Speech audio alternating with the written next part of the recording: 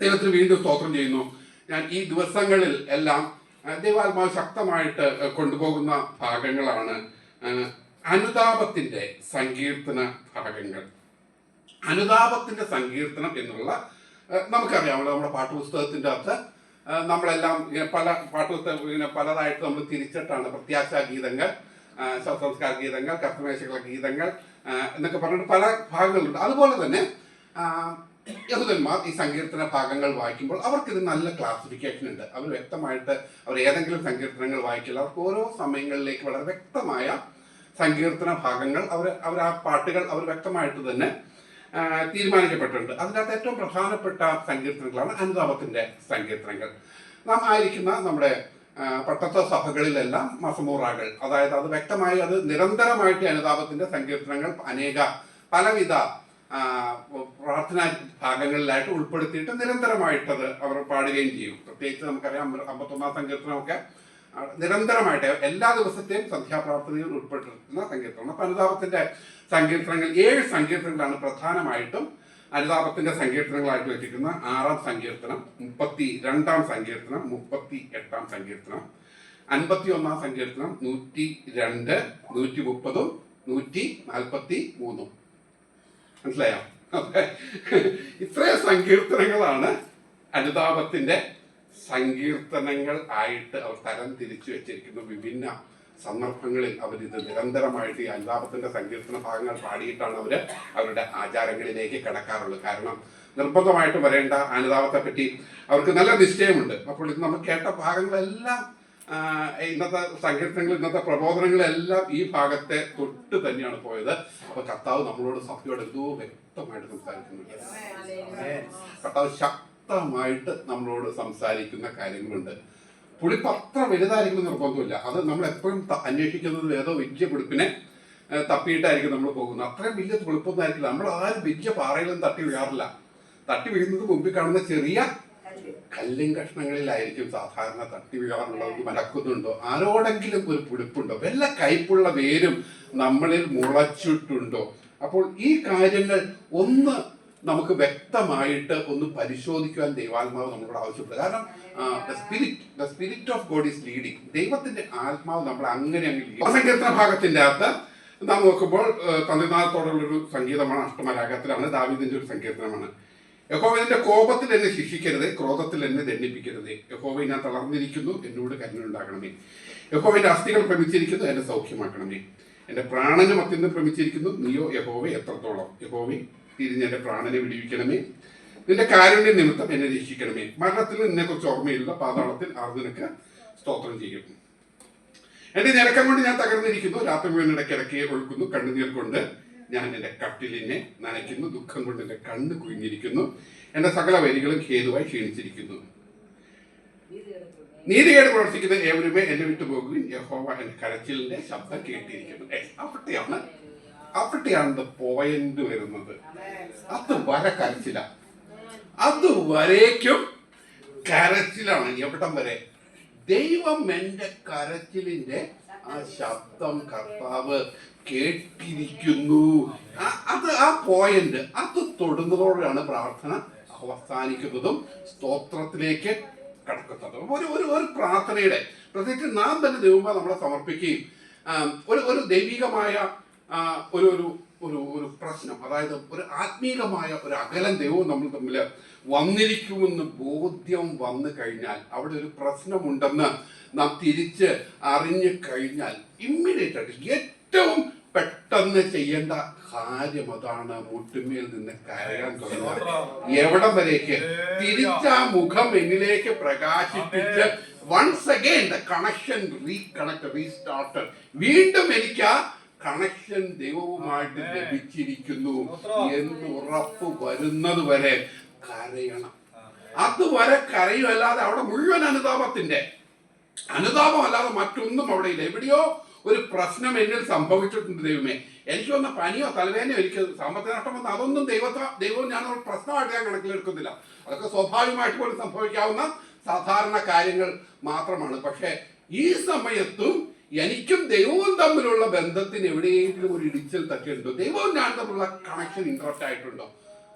കൂരൽ താഴ്വരയിലൂടെയാണ് നടക്കുന്നത് എനിക്ക് ഉറപ്പുണ്ട്. അപ്പോഴും അവന്റെ വടിയും കോലും എന്റെ പക്ഷത്ത് ഉണ്ടെങ്കിൽ എനിക്ക് ഞെരുക്കത്തിന്റെ അപ്പവും കഷ്ടത്തിന്റെ വെള്ളവും കുടിക്കുന്ന സമയത്ത് പോലും ആ ശബ്ദം പിന്നിൽ നിന്ന് ഇതാ വഴിയെന്ന് പറയുന്ന ആ എൻ്റെ ഉപദേശകന്റെ ആ ശബ്ദം എനിക്ക് അന്യം നിന്ന് പോയിട്ടുണ്ടോ? ഇതെപ്പോഴും പരിശോധിച്ചുകൊണ്ടിരിക്കണം. ഏതൊരു ഘട്ടത്തിലാണെങ്കിലും പലപ്പോഴും പല ഘട്ടത്തിലും നമ്മൾ വയ്യ കണക്ഷൻ മാറ്റി വെക്കാറുണ്ട് നമ്മുടെ ഫോൺ ഓഫ് ചെയ്യുമ്പോൾ. കാരണം ചില കാര്യങ്ങൾ ചെയ്യുമ്പോൾ നമുക്കറിയാം അവിടെ ദൈവമായിട്ട് കണക്ഷൻ വന്നാൽ ശരിയാകില്ലെന്ന് നമ്മൾ മാറ്റി വെക്കാറുണ്ട്. പക്ഷെ ഒരു കാര്യമുണ്ട്, നമ്മൾ ഓൺ ആവുന്ന സമയത്ത് ദൈവവുമായിട്ട് നമുക്ക് കണക്ട് ചെയ്യാൻ പറ്റുന്നില്ല എങ്കിൽ, ഏതെങ്കിലും തരത്തിൽ നമുക്ക് ആത്മാവോട് കൂടി ചേർന്ന് ദൈവമായിട്ട് ആ ബന്ധം പുനഃസ്ഥാപിക്കാൻ കഴിയുന്നില്ലെങ്കിൽ അവിടെ വേറെ ഒരു മരുന്നുമില്ല.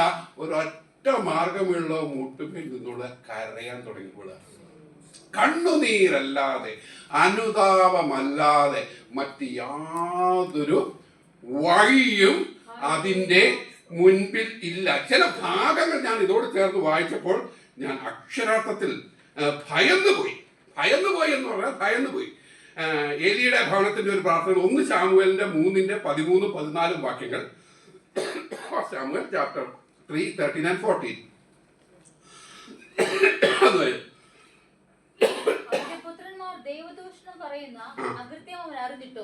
അവരെ സമർത്ഥായിക കൊണ്ട് ഞാൻ അവന്റെ ഭവനത്തിന് എന്നേക്കും ശിക്ഷ വിധിക്കുമെന്ന് ഞാൻ അവനോട് കൽപ്പിച്ചിരിക്കുന്നു. ഏലിയുടെ ഭവനത്തിന്റെ അകൃത്യത്തിന് യാഗത്താലും വഴിപാടിനാലും ഒരു നാളും പരിഹാരം വരികയില്ല എന്ന് ഞാൻ ഏലിയുടെ ഭവനത്തോട് സത്യം നോക്കൂ. യാഗത്താലും വഴിപാടിനാലും ഒരു നാളും പരിഹാരം വരികയില്ല എന്ന് ഞാൻ ഏലിയുടെ ഭവനത്തോട് സത്യം ചെയ്തിരിക്കുന്നു. കാരണം അവന്റെ പുത്രന്മാർ ദൈവദൂഷണം പറയുന്ന അകത്യം അവൻ അറിഞ്ഞിട്ടും അവനെ ശ്വാസിച്ചമർത്താകൊണ്ട് ഞാൻ അവന്റെ ഭവനത്തിലും എനിക്ക് ശിക്ഷ വിധിക്കും എന്ന് അവനോട് കൽപ്പിച്ചിരിക്കുന്നു. യാഗം കൊണ്ടോ വഴിപാട് കൊണ്ടോ ഒരു നാളും ഒരിക്കൽ പോലും ഒരു പരിഹാരം ആ വിഷയത്തിന് ഉണ്ടാകുകയില്ല എന്ന് ദൈവം സത്യം ചെയ്ത് പറയുന്നു. അപ്പോൾ യാഗം കൊണ്ടോ ആചാരം കൊണ്ടോ പരിഹാരങ്ങൾ കൊണ്ടോ നേർച്ച കാഴ്ചകൾ കൊണ്ടോ ഒരു കാരണവശാലും പരിഹാരം വന്നു ചേരാത്ത അനേക പ്രശ്നങ്ങൾ നമ്മുടെ ജീവിതത്തിലുണ്ട്. അത് ഏതെങ്കിലും തരത്തിൽ ആരാധന കൂടിയോ അല്ലെങ്കിൽ സംഭാവനകൾ കൊടുത്തോ അല്ലെങ്കിൽ ഏതെങ്കിലും തരത്തിൽ ഒരു ആചാര നിബിഡമായ ഒരു കർമ്മത്തിലൂടെ നമുക്ക് ഒരു നാളും പരിഹാരത്തിലേക്ക് കടന്നു വരാൻ കഴിയില്ലാത്ത അനേക പ്രശ്നങ്ങൾ നമ്മുടെ ജീവിതത്തിൽ ചെറുതായിരിക്കാം വലുതായിരിക്കാം. അവിടെ തീരുവാനായിട്ട് മറ്റ് യാതൊരു തരത്തിലുമുള്ള മാർഗങ്ങളുമില്ല. അവിടെ എന്താ മാർഗം പറയണമെങ്കിൽ നമുക്കറിയാം. 51-ാം സങ്കീർത്തനത്തിൽ ദാവീദ് പറയുന്നുണ്ട് കൃത്യമായിട്ട് ആ മാർഗം എന്താണെന്ന്. 51-ാം സങ്കീർത്തനത്തിൽ പറയുന്നത് ഹനനയാഗം നീ ഇച്ഛിക്കുന്നില്ല, അല്ലെങ്കിൽ ഞാൻ അർപ്പിക്കുമായിരുന്നു. ഹോമയാഗത്തിൽ നിനക്ക് പ്രസാദവുമില്ല. ദാവീദ് പറയുന്നത് ഒരു കാളയാണെങ്കിൽ ഞാൻ 1000 കാളയെ യാഗം കഴിക്കാം, ആടാണെങ്കിൽ 10,000 ആട്ടുകൊറ്റന്മാരെ യാഗം നടത്താം, ഉത്സവം ആചരിക്കാനാണെങ്കിൽ ഞാൻ ഉത്സവം ആചരിക്കാം, പെട്ടകം വെക്കാൻ സ്വർണ്ണ കൊട്ടാരം ഉണ്ടാക്കി തരാം. ഇത് ഏത് തരത്തിലുമുള്ള ഒരു ആചാരം നിർവഹിക്കുവാനായിട്ട് ഇവിടെ എനിക്ക് ബുദ്ധിമുട്ടില്ല. കാരണം അതിനുള്ള സ്ഥിതിയൊക്കെ എനിക്ക് ആയിട്ടുണ്ട്. ഇപ്പോൾ ഇതെല്ലാം ചെയ്യാനുള്ള ഒരു കഴിവുണ്ട്. പക്ഷെ ഒരു കാര്യം, ഇതുകൊണ്ടൊന്നും നിന്റെ അടുക്കിലേക്ക് കടന്ന് വരുവാൻ സാധ്യമല്ല എന്ന് ആ കാലത്തെ സങ്കീർത്തനക്കാരൻ, അതായത് പഴയ നിയമകാലത്ത് ദൈവാത്മാവിൽ നിൽക്കുമ്പോൾ യാഗവും ആരാധനയും ദൈവ കൽപ്പനയായിട്ട് നിൽക്കുന്ന കാലത്ത് ഇങ്ങനെ തന്നെ ചെയ്തിരിക്കണമെന്ന് ദൈവം കൽപ്പിച്ച് ദൈവത്തിന്റെ വിധികളായിരിക്കുന്ന സമയത്ത് തിരിച്ചറിഞ്ഞു ഇതുകൊണ്ട് കാര്യമില്ല. ഇതായിരുന്നെങ്കിൽ ഞാൻ അർപ്പിക്കാമായിരുന്നു. ഞാൻ ചെയ്തു പോയ പാപത്തിന് അകൃത്യയാഗങ്ങൾ കഴിക്കാൻ, പാപയാഗങ്ങൾ കഴിക്കാൻ ദൈവമേ നീ വിധിച്ചിരിക്കുന്ന വിധിക്ക് ഒരു കാളയും ഒരാടും മതിയെങ്കിൽ ഞാൻ നിനക്കത് 1000 എണ്ണം കൊടുക്കാൻ എനിക്ക് കഴിയും, അത് ഞാൻ തയ്യാറുമാണ്. പക്ഷെ ഒരു കാര്യമുണ്ട്, എനിക്കതറിയാം, അതുകൊണ്ട് ഒരു കാര്യവുമില്ല എന്ന് അവിടെ പറയുന്നു. ദൈവത്തിന്റെ ഹനനയാഗങ്ങൾ തകർന്നിരിക്കുന്ന മനസ്സ്, തകർന്നിരിക്കുന്ന ഹൃദയത്തെ ദൈവമേ നീ നിരസിക്കുകയില്ല. ഈ ഒരൊറ്റ വഴിയല്ലാതെ, ഈ ഒരു മാർഗമല്ലാതെ ഇതിലേക്ക് കയറരുത്. ഹൃദയ നുറുക്കത്തിലൂടെ അല്ലാതെ. ഹൃദയം തകർന്നവർക്ക് യഹോവ സമീപത്തിലാണ്. ഏതൊരു ശിക്ഷ വിധിയുടെ അടുക്കൽ വന്നിരിക്കുന്ന ഒരു വ്യക്തിക്കും അവിടെ ഏക മാർഗം എന്താണെന്ന് വെച്ചാൽ ഹൃദയ പരിശോധന. ഹൃദയം തകർന്ന് നുറുങ്ങി ദൈവസന്നിധിയിൽ ഒരിറ്റ് കണ്ണുനീര് നമ്മുടെ വീഴുന്നെങ്കിൽ അവിടെ അതിന് പരിഹാരമുണ്ട്. ആ കാര്യം മാത്രം പരിഹരിക്കപ്പെടും. അനേക കാര്യങ്ങൾ അവിടെ ഒരു കാരണവശാലും ജെറമ്യാവിനോടൊക്കെ കഠിനമായി പറയുന്നുണ്ട്, നീ ഇവർക്ക് വേണ്ടി എന്നോട് നീ അപേക്ഷിക്കരുത്, ഞാൻ നിന്റെ പ്രാർത്ഥന ഞാൻ കേൾക്കുകയില്ല എന്ന്. അതായത് നീ ഇന്റർസീഡ് ചെയ്ത് കഴിഞ്ഞാൽ ഞാൻ കേൾക്കുകയില്ല, നീ ഇവർക്ക് വേണ്ടി അപേക്ഷിക്കരുതെന്ന് പറഞ്ഞു. ജെറമ്യാവ് കരച്ചിൽ നിർത്തിയോ?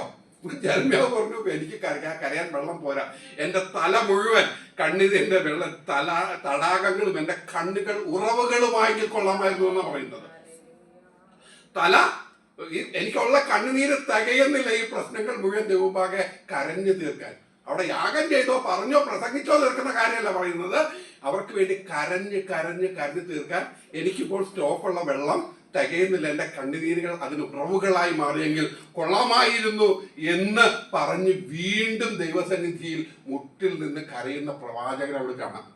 അപ്പോൾ ഇവിടെയെല്ലാം നാം കാണുന്ന ഒരു കാര്യം, ഹൃദയത്തെ നോക്കുന്ന, ഹൃദയത്തെ പരിശോധിക്കുന്ന ദൈവം മുൻപാകെ ഹൃദയം തകർന്ന് നിന്നുകൊണ്ട് തങ്ങളുടെ പ്രശ്നങ്ങൾ നമുക്ക് ദൈവമുമ്പാകെ വെച്ച് അതിനൊരു പരിഹാരത്തിലേക്ക് നീങ്ങുകയല്ലാതെ മറ്റ് യാതൊരു തരത്തിലുമുള്ള ഒരു മാർഗവുമില്ല. അപ്പോൾ പലപ്പോഴും പുതിയ നിയമ ടീച്ചിങ്ങിൻ്റെ അകത്ത്, പുതിയ നിയമം പഠിപ്പിക്കുന്ന സമയത്ത് പലപ്പോഴും ഇതിന്റെ തിയോളജിക്കൽ സ്റ്റാൻഡിൻ്റെ അകത്ത് അതിശക്തമായ തർക്കങ്ങൾ നടക്കുന്ന ഒരു പരിപാടി. തിയോളജി ഒന്നും ദൈവം ഉണ്ടാക്കിയതല്ല, മനുഷ്യരുണ്ടാക്കിയതല്ലേ. ദൈവവചനം മനസ്സിലാക്കുവാൻ വേണ്ടിയിട്ട് മനുഷ്യർ ഉണ്ടാക്കിയ ചില ശരിയാണ്. ഒരു തിയോളജിക്കൽ ലെൻസ് വെച്ച് നോക്കാതെ നമുക്ക് ഈ 66 പുസ്തകങ്ങളായിട്ട് പരന്നു കിടക്കുന്ന ദൈവവീക്ഷണത്തെ നമുക്കൊരു നൂലിൽ കെട്ടി, ഒരു ചരടുമാരി കെട്ടിയെടുക്കാൻ ഒരു തിയോളജിക്കൽ വീക്ഷണം, ഒരു ദൈവശാസ്ത്രപരമായ ഒരു വീക്ഷണം, ഒരു ലെൻസിലൂടെ നോക്കിയെങ്കിൽ മാത്രമേ ഈ 66 പുസ്തകങ്ങളിൽ കിടക്കുന്ന ആ ദൈവിക സ്വഭാവവും ദൈവത്തിന്റെ പ്രവൃത്തികളും ദൈവത്തിന് മനുഷ്യരുടെ ഇടപെടലുകളും മനസ്സിലാക്കണം നിർബന്ധമായിട്ട് വേണം. പക്ഷെ അതിലെവിടെയെങ്കിലും നാം കെട്ടപ്പെട്ടു കഴിഞ്ഞാൽ അതിന്റെ ആഴവും പരപ്പും നമുക്ക് നഷ്ടപ്പെട്ടു പോകും. അത് നമ്മളെ സഹായിക്കും, തിയോളജി നമ്മളെ സഹായിക്കും, പല കാര്യങ്ങൾക്കും ഉത്തരം നൽകാൻ സഹായിക്കുന്ന ഒരു കാര്യത്തിൽ ഒരു തർക്കവുമില്ല. പക്ഷെ ഏതെങ്കിലും തിയോളജിയിൽ നാം കെട്ടപ്പെട്ട് പോയി കഴിഞ്ഞാൽ അതിശക്തമായി നാം അവിടെ ബന്ധിതനായി പോകും. ദൈവം യഥാർത്ഥത്തിൽ നമ്മളെ പറ്റി ഉദ്ദേശിച്ചിരിക്കുന്ന ആ യഥാർത്ഥമായ അർത്ഥത്തിലേക്കും വ്യാപ്തിയിലേക്കും നമുക്ക് കടന്നു ചെല്ലാൻ കഴിയാതെ വന്നുകൊണ്ട് പലപ്പോഴും നമ്മുടെ വളർച്ചയിൽ അതിശക്തമായ ഒരു കോട്ടം അത് സംഘടിപ്പിക്കും. റോമാലേഖനത്തിൽ പറയും, ഞാൻ റോമാലേഖനം തന്നെ എടുക്കാൻ കാര്യം, റോമാലേഖനമാണ് ഇതിന്റെ ഏറ്റവും ശക്തമായിട്ട് ദൈവത്തിന്റെ കൃപയെ പറ്റി നമ്മളോട് പറഞ്ഞിരിക്കുന്ന പുസ്തകം. അതിൽ നിന്ന് തന്നെ പഠിപ്പിക്കാൻ കാരണം അതാണ്. റോമാലേഖനം 2-ാം അധ്യായത്തിൽ 4 മുതൽ വായിക്കുമ്പോൾ, അല്ല ദൈവത്തിന്റെ ദയ നിന്നെ മാനസാന്തരത്തിലേക്ക് നടത്തുന്നെന്ന് അറിയാതെ നീ അവന്റെ ദയ, ക്ഷമ, ദീർഘശാന്തി എന്നിവയുടെ ഐശ്വര്യം നീ നിരസിക്കുന്നു. ദൈവത്തിന്റെ ദയ എന്ന് പറഞ്ഞാൽ സത്യം, നമ്മൾ കൃപയെ പറ്റി പറയുമ്പോൾ അൺമെറിറ്റഡ് ബ്ലെസ്സിങ്സ്, നമ്മുടെ മെറിറ്റിനെ കണക്കിലെടുക്കാതെ, നമ്മുടെ യാതൊരു ഗുണവും കണക്കിലെടുക്കാതെ നമ്മളിലേക്ക് ചൊരിയുന്ന ദൈവത്തിന്റെ ദയക്കാണ് നമ്മൾ എപ്പോഴും കൃപ ഗ്രേസ് എന്ന് പറയുന്നത്. അപ്പോൾ അത് സത്യമാണ്. പക്ഷെ ഇവിടെ വചനം റോമാലേഖനം നമ്മളോട് പറയുന്ന ഒരു കാര്യം എന്താ? ഈ ദൈവത്തിന്റെ ദയ നമ്മളിലേക്ക് എന്താ തരുന്നത്? നമ്മളെ മാനസാന്തരത്തിലേക്ക് നടത്തുന്ന വലിയൊരു പ്രക്രിയ. ദൈവത്തിന്റെ ദയ കൊണ്ടാണ് നമുക്ക് മാനസാന്തര അനുഭവം പോലും ഉണ്ടാകുന്നത്. ദൈവം എന്നോട് കരുണ കാണിക്കുന്നുകൊണ്ടാണ് എനിക്ക് മാനസാന്തരപ്പെടാൻ കഴിയുന്നത്. പക്ഷെ ഞാൻ അറിയാതെ, എനിക്ക് സൗജന്യമായി കിട്ടിയ ദൈവത്തിന്റെ ദയ എൻ്റെ കയ്യിലുണ്ട് എന്ന് പറഞ്ഞാൽ യഥാർത്ഥത്തിൽ നാം നടക്കേണ്ട ആ മാനസാന്തര അനുഭവം നമുക്ക് എവിടെയെങ്കിലും കൈമോശം വന്നു പോയാൽ ആ യഥാർത്ഥത്തിൽ അതിന്റെ ഉദ്ദേശം നടപ്പിലാകുമെന്ന് ആരെങ്കിലും വിചാരിക്കുന്നുണ്ടോ? ദൈവത്തിന്റെ കൃപയാണ് എന്നിൽ വരുന്നത്, യാതൊരു തർക്കവുമില്ല. ദൈവത്തിന്റെ കൃപയാണ് എൻ്റെ മേൽ. പക്ഷെ കൃപ എന്തിനുള്ളതാണ്? തുടക്കം തന്നെ അത് എന്നെ മാനസാന്തര അനുഭവത്തിലേക്ക്, മാനസാന്തരത്തിലേക്ക് നയിക്കുക എന്നുള്ളതാണ് ദൈവത്തിന്റെ ആ ലക്ഷ്യം തന്നെ. അപ്പോൾ മാനസാന്തരത്തിലേക്ക് നയിക്കുന്നു, ഞാനത് അറിയുന്നില്ല എന്നറിയാതെ നീ അവന്റെ ദയ, ക്ഷമ, ദീർഘശാന്തി എന്നൊരു ഐശ്വര്യം നിരച്ചു. അപ്പൊ എന്താ സംഭവിക്കുന്നത്? ഇതറിയാതെ നാം പ്രവർത്തിച്ചു കഴിഞ്ഞാൽ യഥാർത്ഥത്തിൽ നമുക്ക് വരേണ്ടത് ദൈവത്തിന്റെ കൃപ എൻ്റെ മേൽ വന്ന് പതിക്കുമ്പോൾ എനിക്ക് വരേണ്ടത് ഒരു മാനസാന്തര അനുഭവമാണെന്ന് പലപ്പോഴും നാം തിരിച്ചറിയാതെ, അത് തിരിച്ചറിയാതെ എന്ത് സംഭവിക്കും? നാം പലപ്പോഴും അതെല്ലാം നിരസിച്ചതിന്റെ ഐശ്വര്യം നമുക്ക് നഷ്ടപ്പെട്ടു. ആ ദൈവത്തിന്റെ കൃപയുടെ, ദൈവത്തിന്റെ ദയയുടെ ഐശ്വര്യം നാം നിരസിച്ച് കളയും. അതാണ് പലപ്പോഴും പ്രശ്നം. പ്രത്യേകിച്ച് 2 തരത്തിലാണ് കർത്താവിലേക്ക് ആളുകൾ വരുന്നത്. ഒന്ന്, അവർ ക്രിസ്ത്യാനികളായിരുന്നു, നാമധേയമായിട്ട് അവർ ക്രിസ്ത്യാനികളായിരുന്നു. അവർക്ക് കാര്യങ്ങളൊക്കെ മാറ്റുമ്പോൾ ദിസ് ഈസ് ബെറ്റർ ദാൻ, ഇപ്പോൾ നാം ആയിരിക്കുന്ന ആ സഭയുടെ അല്ലെങ്കിൽ ആ സ്ഥിതിയിലേക്കാൾ ഇറ്റ് ഈസ് ബെറ്റർ. ഇതാണ് കുറച്ചുകൂടെ അപ്ഡേറ്റഡ് മോഡൽ, ഇതാണ് കുറച്ചുകൂടെ നല്ലത്. അതുകൊണ്ട് ഞാൻ ഇത് വിട്ട് ഞാൻ ഇതിലേക്ക് ചേർന്നു. ഞാൻ വായിച്ചപ്പോൾ മനസ്സിലായി യഥാർത്ഥ സ്നാനം അവിടെ കാണുന്നതല്ല ഇവിടെയാണ്. പൗരോഹിത്യം ഇല്ല. അതുപോലെ പരിശുദ്ധാത്മാവിനെ പറ്റി അവർ കാണുന്നതല്ല യഥാർത്ഥം. ഇങ്ങനെ കുറെ യഥാർത്ഥങ്ങൾ, കുറെ കാര്യങ്ങൾ നമുക്ക് വ്യക്തമായി നാം പഠിക്കുന്നത് കൊണ്ട്, നമുക്കിപ്പോൾ വിവരവും വിദ്യാഭ്യാസവും കാര്യങ്ങൾ മനസ്സിലാക്കാനുള്ള പ്രാപ്തി ഉള്ളത് കൊണ്ടും നാം പാരമ്പര്യത്തെ പേടിക്കാതെ വിട്ടുപോരാൻ തയ്യാറാവുന്ന ഒരു മനസ്സും നമുക്കുള്ള ഒരു ഘട്ടത്തിൽ നമുക്ക് എന്ത് ചെയ്യാൻ പറ്റും? ഒരു better thing, I got A better thing. എനിക്കൊരു ബെറ്റർ ആയിട്ട് കുറച്ചുകൂടെ നല്ല ഒരു സ്ഥിതിയിലുള്ള ഒരു ക്രിസ്ത്യാനിറ്റി എനിക്ക് കിട്ടി എന്നറിഞ്ഞുകൊണ്ട് എനിക്കായിരിക്കുന്ന സ്ഥിതിയിൽ നിന്ന് എനിക്കത് മാറാം. ഒരു ഹൈന്ദവ വിശ്വാസത്തിൽ നിന്ന് ഒരാൾക്ക് ആ വിഗ്രഹങ്ങളുടെ ഭോഷത്വവും ഞാൻ ആരാധിക്കുന്ന ആ വിഭിന്ന ദൈവങ്ങളുടെ ഭോഷത്വമൊക്കെ മനസ്സിലാക്കുമ്പോൾ ഒരു ഏകദൈവത്തെ എനിക്ക് വിശ്വാസത്തിൽ കിട്ടുകയും എനിക്കൊരു കൃപയാൽ ലഭിക്കുന്ന ഒരു നീതീകരണവും മനസ്സിലാക്കി കഴിഞ്ഞാൽ ഒരു ഹൈന്ദവ വിശ്വാസത്തിലെ ആൾക്ക് ഒരു ക്രിസ്തു വിശ്വാസിയായി മാറാനായിട്ട് സാധിക്കും. ഇതെല്ലാം സാധിക്കും. സോ ഇവിടെ എല്ലാം സംഭവിക്കുന്നത് ഒരു ബെറ്റർ പൊസിഷനിലേക്ക് നമ്മളെ എലിവേറ്റ് ചെയ്യണം. നമ്മളിപ്പോൾ ഇരിക്കുന്നതിനേക്കാൾ ഒരു ബെറ്റർ കിട്ടുക നമ്മൾ സ്വീകരിക്കില്ലേ? നമ്മളിപ്പോൾ നമ്മുടെ ലോകത്ത് നമ്മൾ ഏത് കാര്യമാണെങ്കിലും ഒരു ബെറ്റർ, ഒരു ജോലിയാണെങ്കിലും നമ്മൾ ബെറ്റർ ആയിട്ട് എടുക്കും. ഒരു വീടാണെങ്കിലും അതിന്റെ ബെറ്റർ വേർഷൻ കിട്ടിയാൽ നമ്മൾ എടുക്കും. വിദ്യാഭ്യാസ രംഗത്താണെങ്കിലും ആരോഗ്യ രംഗത്താണെങ്കിലും എവിടെയെങ്കിലും ഒരു ബെറ്റർ വേർഷൻ കിട്ടിയാൽ സ്വീകരിക്കും. അപ്പോൾ ഇപ്പോൾ എക്സിസ്റ്റിംഗ് സിസ്റ്റത്തിൽ ഇപ്പോൾ നാം ആയിരിക്കുന്നതിനേക്കാൾ കുറച്ചുകൂടി ബെറ്റർ ആയിട്ടുള്ള, കുറച്ചുകൂടെ നല്ല ഒരവസ്ഥ എനിക്ക് കിട്ടിയാൽ ഞാൻ സ്വീകരിക്കും. പക്ഷെ അവിടെ നഷ്ടപ്പെട്ടു പോകുന്ന ഒരു കാര്യം അത് ഐശ്വര്യമാണ്. ഇതിൻ്റെ അതായത് ദൈവവചനത്തിൻ്റെയും ദൈവകൃപയുടെയും ഐശ്വര്യം നഷ്ടപ്പെട്ടു. അത് യഥാർത്ഥത്തിൽ ഇറങ്ങി വന്നിട്ട് തിരിച്ചു കയറി വരേണ്ടതാണെന്ന് നാം പലപ്പോഴും വിചാരിക്കില്ല. നമ്മൾ എപ്പോഴും നിൽക്കുന്ന സ്റ്റെപ്പിൽ നിന്ന് അടുത്ത സ്റ്റെപ്പിലേക്ക് കാല് വെക്കാൻ തോന്നും. അതല്ല അതിൻ്റെ ഐശ്വര്യം. അതിൻ്റെ ഐശ്വര്യം നിൽക്കുന്നതെല്ലാം ഇടിച്ച് പൊളിച്ച് എവിടെ വരണം? താഴത്ത് ഇറങ്ങണം. താഴത്തേക്ക് ഇടിച്ച് പൊളിച്ച് കളഞ്ഞിട്ട് താഴത്തേക്ക് ഇറങ്ങണം. അതിന് മാനസാന്തര അനുഭവം, അനുതാപമല്ലാതെ മറ്റു മാർഗങ്ങളൊന്നുമില്ല. ഇന്ന് നിവർത്തിച്ചു പോയ കാര്യം എൻ്റെ അറിയായ്മയുടെ കാലത്തായിരുന്നെങ്കിലും ഞാൻ ഇതുവരെ ചെയ്തു പോകുന്ന ഓരോ കാര്യങ്ങളെയും ഞാൻ തിരിച്ചറിഞ്ഞുകൊണ്ട് ഞാൻ ദൈവം എന്നെ നടത്തുന്ന ആ മാനസാന്തര അനുഭവത്തിലൂടെ ഇതുവരെ കടന്നു പോന്ന ചവിട്ടിക്കേറിയ ഓരോ ഏണിപ്പടിയും ഇടിച്ച് പൊളിച്ച് താഴെ കിടന്നിട്ട് ക്രിസ്തുവിന്റെ പാദത്തിൽ നിന്ന് ഒന്നേ എന്ന് തുടങ്ങുന്ന ഘട്ടം വരേക്ക് ഞാൻ ഇറങ്ങി വരണം. ഈ ഇറക്കം സംഭവിക്കാത്തതാണ് ക്രിസ്തീയ സഭയിൽ സംഭവിച്ച ഏറ്റവും വലിയ മൂല്യച്യുതി എന്ന് കാണുന്ന ഏറ്റവും വലിയ പ്രശ്നം. ഈ ഇറക്കമില്ലാതെ ഒരു ബെറ്റർ ആയിട്ടുള്ള സിറ്റുവേഷൻ ആയതുകൊണ്ട്, ബെറ്റർ ആയതൊരു കാര്യമായതുകൊണ്ട് ഞാനത് സ്വീകരിച്ച് അവിടെ നിന്ന് മുന്നോട്ട് പോകുമ്പോൾ എന്ത് പറ്റും? എൻ്റെ മുൻ പറഞ്ഞ നടന്നു പോകുന്ന കാര്യങ്ങളുടെ ആ വലിയ മാറാപ്പ് എൻ്റെ തോളത്ത് തന്നെ കാണും. കർത്താവ് ക്ഷമിക്കാതെ ഒന്നിരിക്കില്ല. പക്ഷെ യഥാർത്ഥത്തിൽ ഞാൻ ഇടിച്ചു പൊളിച്ച് കളയേണ്ട അനേക സങ്കേതങ്ങൾ അവിടെ പൊളിച്ച് കളയാത്തത് കൊണ്ട്, അതെല്ലാം അതിൻ്റെ ഓരോ അംശങ്ങളും എൻ്റെ കൂടെ പോരുന്നത് കൊണ്ടാണ് എനിക്ക് പലപ്പോഴും യഥാർത്ഥത്തിലുള്ള വീണ്ടും ജനന അനുഭവം ആസ്വദിക്കാൻ പറ്റാത്തതും. രക്ഷയുടെ സന്തോഷമൊക്കെ നമുക്ക് ലഭിക്കും. കാരണം രക്ഷിക്കപ്പെട്ടത് മനസ്സിലായി, യേശുക്രിസ്തുവിനെ യഥാർത്ഥത്തിൽ മനസ്സിലാക്കി സ്വീകരിച്ച് രക്ഷയുടെ സന്തോഷവും രക്ഷാനുഭവം ഒക്കെ നമുക്ക് ലഭിക്കും. യഥാർത്ഥത്തിൽ ആ വീണ്ടും തന്നെ അനുഭവത്തിലേക്ക് നടന്നു പോകാത്തത് നാം പൊളിച്ചു കളയേണ്ടത് ചില കാര്യങ്ങൾ യഥാർത്ഥത്തിൽ നമുക്ക് പൊളിച്ച് നീക്കി കളയാൻ സാധിക്കാതെ വന്നതുകൊണ്ടാണ്. അപ്പോൾ ഇതാണ് എൻ്റെ പ്രശ്നം. ദൈവത്തിന്റെ ദയ എന്നെ നയിക്കേണ്ടത് മാനസാന്തരത്തിലേക്കാണ്. ആ മാനസാന്തരത്തിൽ നടത്തുമെന്ന് അറിയാതെയാണ് ഞാൻ അവന്റെ ദയ, ദീർഘക്ഷമ എന്നിവയുടെ ഐശ്വര്യം നിരസിക്കുന്നുവോ? എന്നാൽ നിന്റെ കാഠിന്യത്താലും അനുതാപമില്ലാത്ത ഹൃദയത്താലും നീ ദൈവത്തിന്റെ നീതിയുള്ള വെളിപ്പെടുന്ന കോപ ദിവസത്തേക്ക് നിനക്ക് തന്നെ കോപം ശരദിച്ചു. അതായത് അത് അനുതപിച്ചത് മാറ്റി വെക്കാത്തത് കൊണ്ട്, യഥാർത്ഥത്തിലുള്ള അനുതാപത്തിന്റെ അവസ്ഥയിലേക്ക് കടക്കാത്തത് കൊണ്ട്, ദൈവത്തിന്റെ നീതിയുള്ള ദിവസങ്ങളിൽ ആ സാധനമൊക്കെ അങ്ങനെ ഇരിപ്പുണ്ടോ? കോപത്തിലേക്ക് നീ തന്നെ സൂക്ഷിച്ചു വെച്ചിട്ടുണ്ടാവും. നമ്മൾ സൂക്ഷിച്ച് അവിടെ വെച്ചിട്ടുണ്ടാകും എന്നാണ് പറയുന്നത്. അവൻ ഓരോരുത്തരും അവന്റെ പ്രവൃത്തിക്ക് പകരം ചെയ്യും. നല്ല പ്രവൃത്തിക്ക് വേണ്ടുന്ന സ്ഥിരത പൂണ്ട് തേജസ്സും മാനസവും അക്ഷരയെ അന്വേഷിക്കുന്നവർക്കും നിത്യജീവനും ശാഠ്യം പൂണ്ട് സത്യമനുസരിക്കാതെ അനീതി അനുസരിക്കുന്നവർക്ക് കോപവും ക്രോധവും കൊടുക്കും. തിന്മ പ്രവർത്തിക്കുന്ന ഏതൊരു മനുഷ്യാത്മാവിനും കഷ്ടവും സങ്കടവും ആദ്യം യഹൂദനും പിന്നെ യവനും വരും. നന്മ പ്രവർത്തിക്കുന്ന യവനും മഹത്വവും മാനവും സമാധാനവും ആദ്യം യഹൂദനും പിന്നെ യവനും ലഭിക്കും. ദൈവത്തിന്റെ പക്കൽ മുഖപക്ഷമില്ലല്ലോ. ദൈവത്തിന്റെ പക്കൽ മുഖപക്ഷമല്ല പല കാര്യങ്ങളിലും.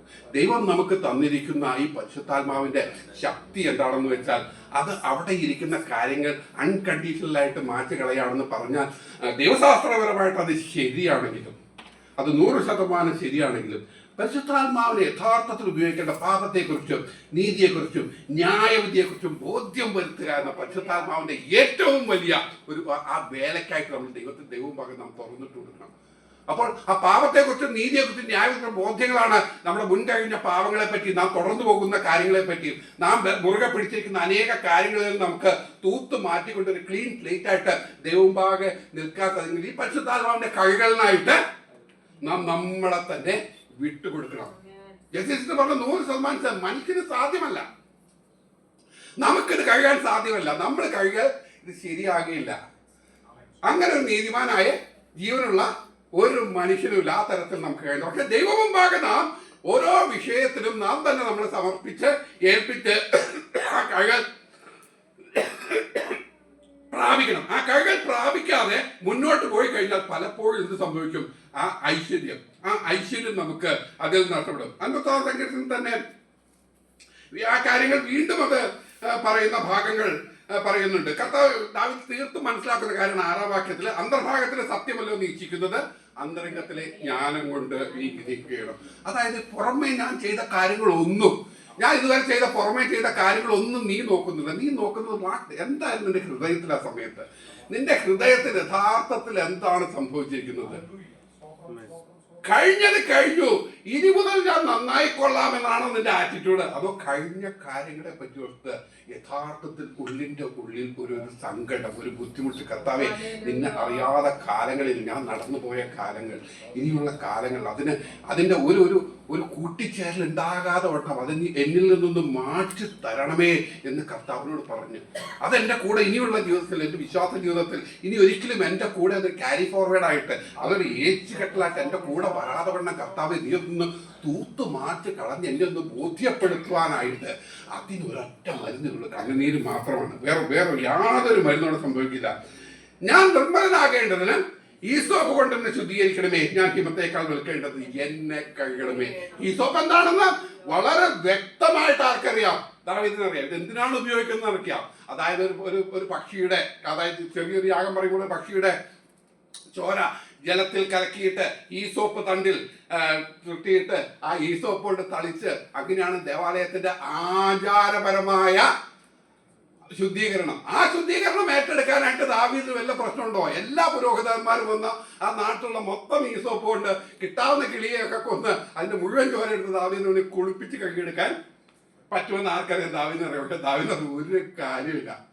ശരീരം മെനകേടാക്കാന്നല്ലാതെ അതുകൊണ്ട് ഒരു കാര്യമില്ല. പക്ഷെ ഒരു കാര്യം, നിന്റെ ഹീസോപ്പ് കൊണ്ട് നീ എന്നെ കഴുകണം. കർത്താവേ നീ എന്നെ ഒന്ന് കഴുകണം. നീ എന്നെ ഒന്ന് കഴുകിയിട്ടല്ലാതെ എനിക്ക് സാധിക്കില്ല. അതുകൊണ്ടാണ് പറഞ്ഞത്, ഞാൻ നിർമ്മലനാകണമെങ്കിൽ, ഞാൻ അശുദ്ധിയില്ലാത്തവനായി മാറണമെങ്കിൽ എനിക്ക് ആ കഴുകൽ നിർബന്ധമാണ്. ഞാൻ നിൽക്കുന്ന അവസ്ഥയിൽ പോയത് പോകട്ടെ, ഇനി ഞാൻ നന്നായിക്കൊള്ളാം എന്നൊരു പദ്ധതിയിൽ മുന്നോട്ട് നീങ്ങുവാനായിട്ട് കർത്താവ് സമ്മതമല്ല. കഴിഞ്ഞ മുൻകരണ പാവങ്ങളെ കർത്താവ് ക്ഷമിക്കുന്നുള്ളതിന് ഒരു തർക്കവുമില്ല.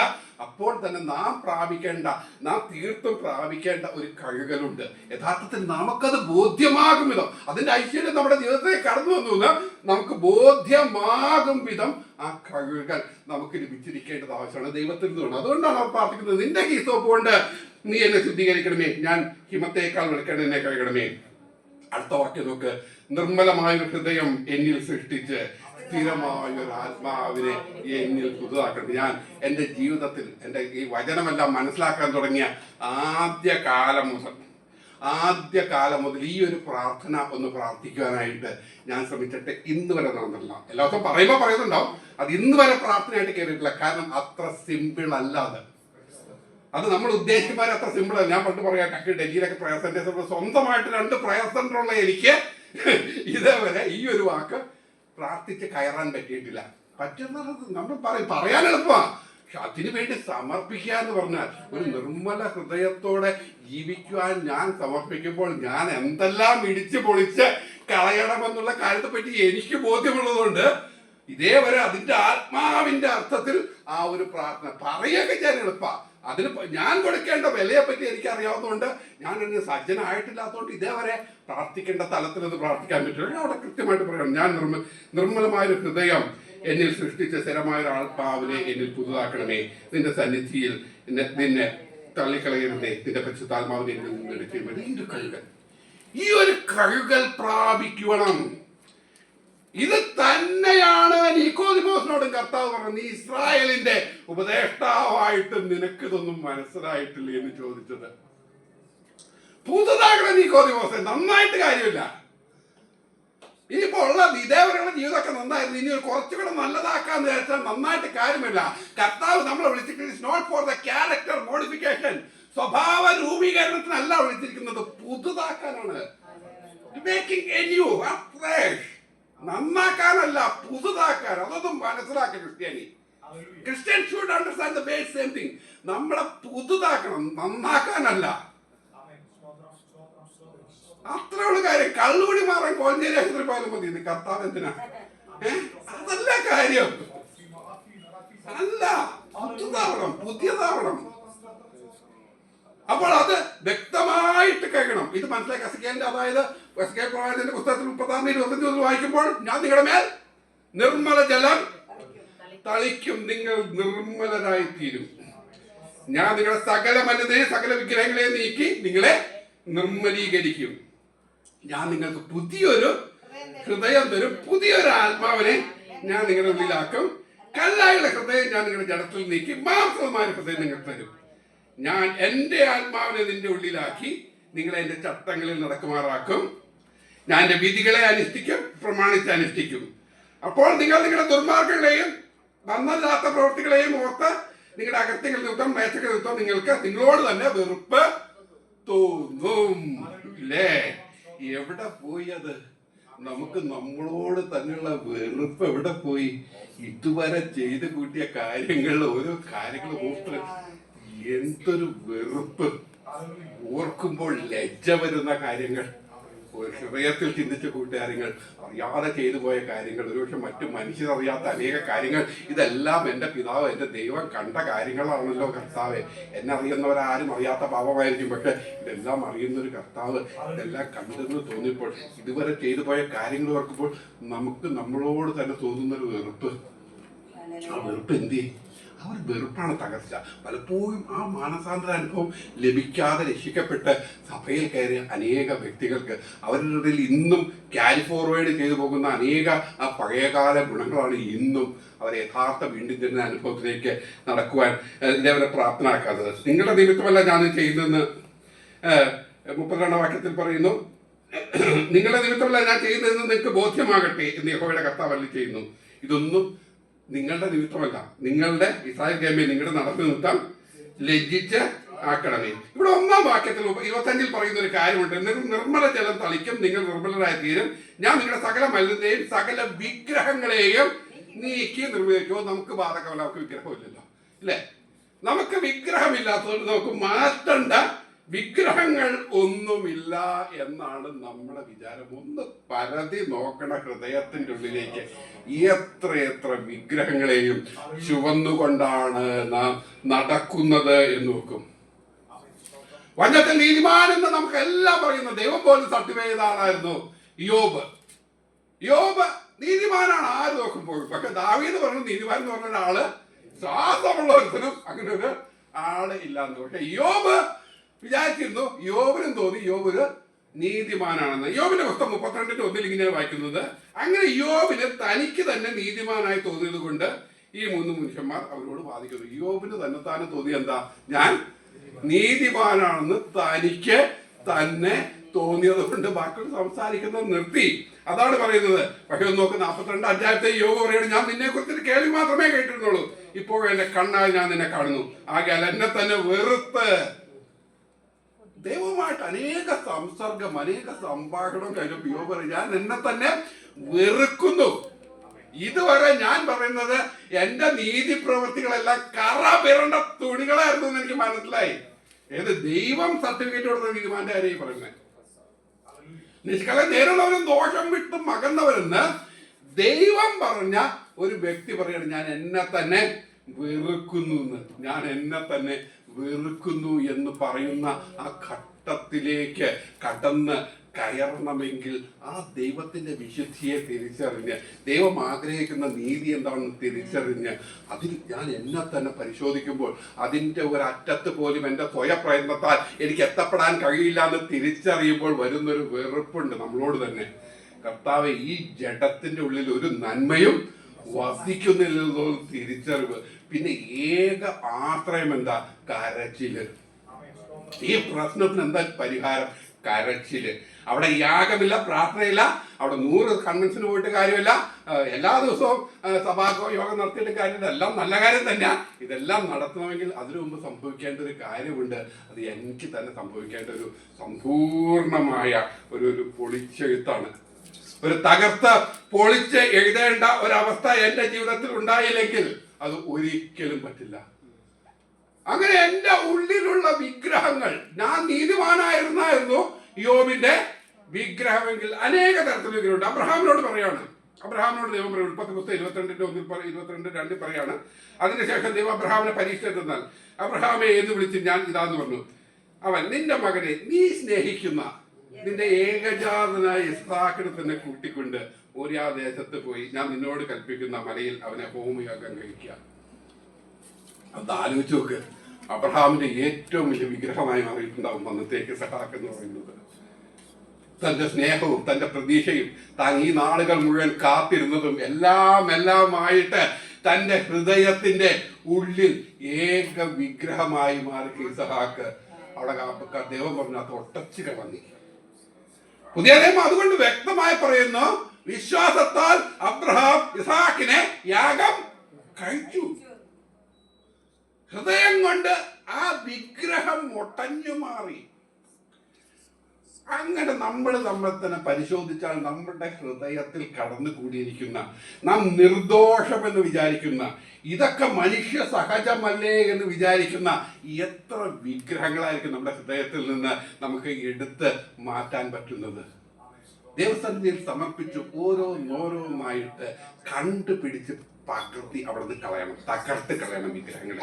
ഹൃദയത്തിന്റെ ഉള്ളിൽ ഒരു കാരണവശാലും ജീവിതത്തിന്റെ സൗകര്യങ്ങൾക്കോ ജീവിതം ഭംഗിയായി ജീവിക്കുന്നതിനോ നല്ല ജോലിയും നല്ല വീടും നല്ല ആരോഗ്യവും നല്ല വാഹനവും ഇതൊന്നും നിങ്ങൾ അനുഭവിക്കുന്നതിന് ദൈവത്തിന് എവിടെയാ എതിര്?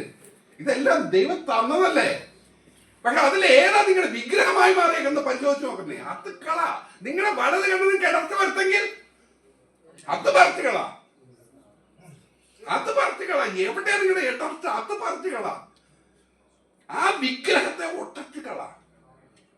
അതാണ് ദൈവത്തിന്റെ മുൻപിൽ, കർത്താവിന്റെ മുൻപിൽ നാം സമർപ്പിക്കുമ്പോൾ വിഗ്രഹങ്ങൾ ഉടഞ്ഞു മാറണം. നമ്മളെ നിർമ്മലീകരിക്കുന്നതിന്റെ ആദ്യ ഘട്ടം തന്നെ അതാണ്. എൻ്റെ ഉള്ളിൽ ഞാൻ കൊടുത്തിരിക്കുന്ന വിഗ്രഹങ്ങളെ ഉടച്ചു കളയുക. എസ്.കെ. രാജാവ് മോശമായിരുന്നോ? 2 രാജാക്കന്മാർ 13 ലക്ഷത്തിന് അവരുടെ വാക്ക് കേട്ട് തന്റെ ഭണ്ഡാരഗ്രഹം മുഴുവൻ പൊന്നും വെള്ളിയും സുഗന്ധവർഗവും പരിമള തൈലവും തന്റെ ആയുധപ്പുറയും എല്ലാം കാണിച്ചു. ചാവാറായി കിടന്ന ആളെ കർത്താവ് കരഞ്ഞിട്ട് ജീവൻ തിരിച്ചു കൊടുത്തപ്പോ കാണിക്കാൻ ബാക്കി എന്താ ഉണ്ടാവേണ്ടത്? അവിടെ കാണിക്കുന്ന സമ്പാദ്യമാണോ? അവന്റെ ജീവൻ തിരിച്ചിട്ട് കാണിച്ചു കൊടുക്കുന്നത് സമ്പാദ്യമാണോ? എന്താ ഹിസ്കിയാ രാജാവ് എന്ന് പറഞ്ഞ നീതിമാനായ രാജാവും നെബൂഖദ്നേസർ എന്ന് പറഞ്ഞ വിജാതീയ രാജാവും വ്യത്യാസം? നെബൂഖദ്നേസർ പറഞ്ഞത് എന്റെ മഹത്വത്തിനായി കാണുന്ന മഹതിയാം ബാബിലോണ്. അത് തന്നെയല്ലേ ഈ രാജാവും കാണിച്ചേ.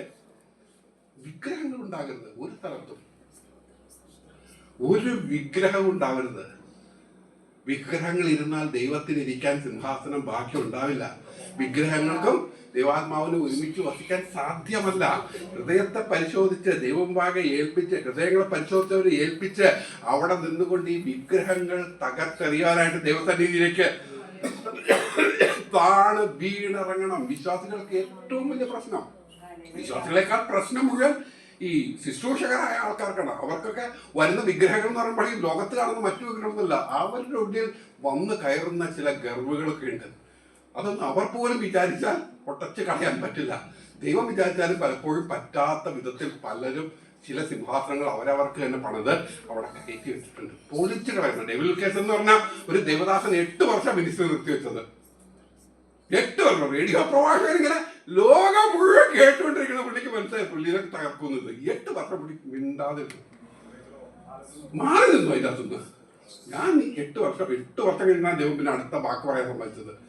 തൻ്റെ ജീവിതകാലത്ത് തന്നെ നികളത്താൽ ആ പ്രശ്നം വരാതിരിക്കാൻ തന്നെ നശിച്ചു പോകാതിരിക്കാൻ വേണ്ടി 8 വർഷം മിനിസ്ട്രി ആ ചെയ്തു. വില ചെയ്തില്ലെന്നല്ല, ആ ലോകം കാണുന്ന ആ മിനിസ്ട്രിയിൽ നിന്ന് തന്നെ പ്രദർശനം ആ മിനിസ്ട്രിയിൽ മാറി നിന്നു. വിഗ്രഹങ്ങളോടെയാണ് ചിലപ്പോൾ നമ്മൾ നന്നെന്ന് തോന്നുന്ന, നല്ലതെന്ന് തോന്നുന്ന അനേക വിഗ്രഹങ്ങൾ നമ്മുടെ ഉള്ളിലുണ്ടായിരിക്കാം. പൊളിച്ചു കളയണം. അതെല്ലാം പൊളിച്ചു കളയുമ്പോൾ ദൈവം ഒന്നും തിരിച്ചേൽപ്പിക്കണം ദൈവം പറയുന്നില്ല. ദൈവം ഇസാഖിനെ കൊല്ലാൻ സമ്മതിച്ചില്ല. പക്ഷെ ഹൃദയത്തിൽ നിന്ന് ആ വിഗ്രഹത്തെ ഊട്ടി മാറ്റി കളയുവാനായിട്ട് നിന്നു. ഇല്ലേ? മത്തായി സുവിശേഷത്തിൽ 24:1-2 വായിക്കുന്ന യേശു ദേവാലയം വിട്ടു പോകുമ്പോൾ ശിഷ്യന്മാർ അവർക്ക് ദേവാലയത്തിന്റെ പണി കാണിക്കേണ്ടത് അവരുടെ അടുക്കൽ വന്നു. അവർ ചോദിച്ചു, ഇതെല്ലാം കാണുന്നില്ലയോ? കർത്താവ് എന്താ പറഞ്ഞേ?